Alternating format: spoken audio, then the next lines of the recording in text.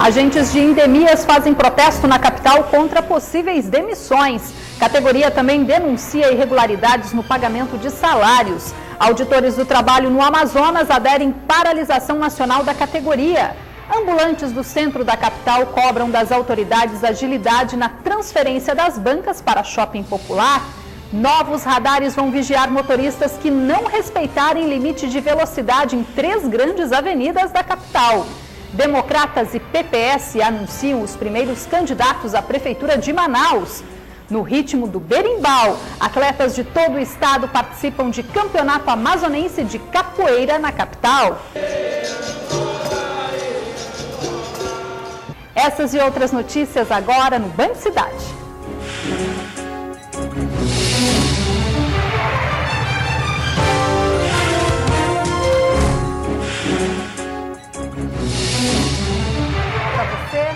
A semana começou com protestos na capital. Esta manhã, agentes de endemias do Amazonas fizeram uma manifestação em frente à sede do governo para pedir melhores condições de trabalho.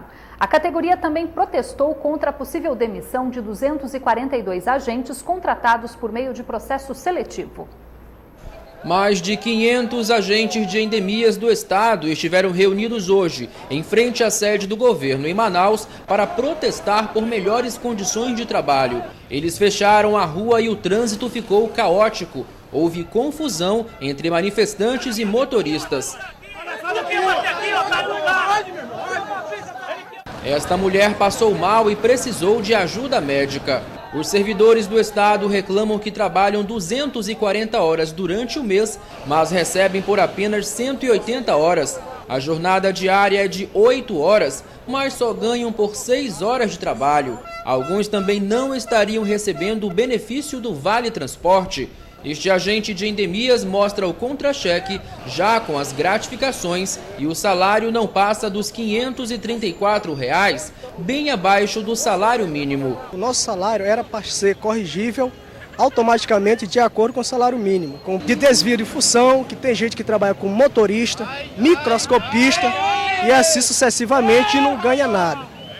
Mais de 1.000 agentes atuam em todo o estado do Amazonas, 900 só na capital. A maior parte do trabalho desses profissionais é na rua, atuando principalmente em campanhas de prevenção de doenças como dengue e malária.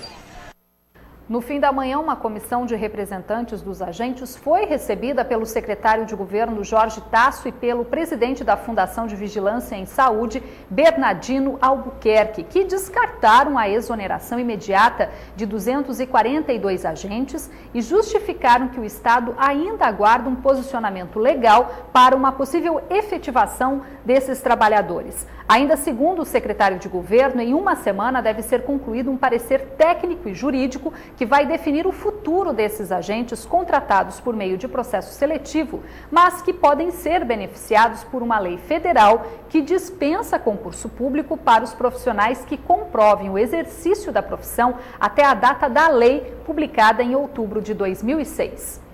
E auditores fiscais do trabalho aderiram nesta segunda-feira à paralisação da categoria que acontece em todo o Brasil. Quem traz os detalhes é o repórter Rômulo de Castro.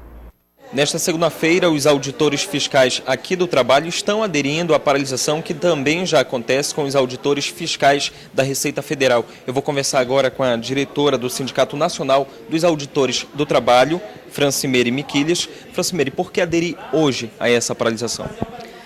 Os auditores fiscais do trabalho estão aderindo à mobilização em estado nacional justamente em função do não atendimento do governo federal das nossas reivindicações. Passada mais de 9 reuniões, tentativa de negociação com o governo federal, até o momento não obtivemos nenhuma contraproposta. Qual é a proposta que vocês estão colocando para o governo e que não está sendo atendida? Nós estamos reivindicando melhoria nas condições de trabalho para a instrumentalização da fiscalização do trabalho, assim como a reposição salarial. Agora, se nada for tomado de decisão por parte do governo, como é que vai ficar? Se o governo não tomar nenhuma decisão, não nos apresentar nenhuma contraproposta, nós entraremos em fazeremos paralisação total. Obrigado, diretora. A paralisação no aeroporto de Manaus também já prejudica alguns serviços, porém os auditores de lá disseram que vão continuar com a manifestação até que o governo também, neste caso, dê uma resposta para eles. Rômulo de Castro, para o Band Cidade. Vendedores ambulantes que atuam no centro da capital também cruzaram os braços nesta segunda-feira. Mas o objetivo foi pedir mais agilidade no processo de transferência das bancas para o shopping popular. Agora à tarde, eles participaram de uma audiência na Câmara Municipal.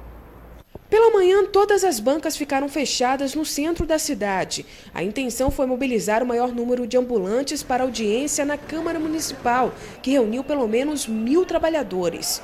Com a Copa do Mundo de 2014 se aproximando, os vendedores sabem que terão de sair do centro e, por isso, pedem soluções. Nós estamos apelando mais uma vez que tem um entendimento onde o IFAM, o Ministério Público, estamos pedindo apoio do Ministério Público para que entre nesse processo com a gente, porque senão qualquer processo que a gente faz, a gente estamos embargados, entendeu? Nós queremos uma solução, mas é um melhoramento que nós fiquemos toda a vida junto com o povo, com o usuário, porque eles ganham pouco e eles precisam do alimento. O camelódromo, que iria abrigar mais de 2.000 ambulantes, construído no Porto de Manaus, foi embargado um mês antes da inauguração, porque a área é tombada pelo Instituto Federal de Patrimônio Histórico do Amazonas. A alternativa da prefeitura foi construir um shopping popular provisório, também no centro, mas em janeiro de 2012 o Instituto tombou o local. Qualquer intervenção hoje que se quer, digamos assim, fazer no centro histórico, ele depende de licença do IFAM.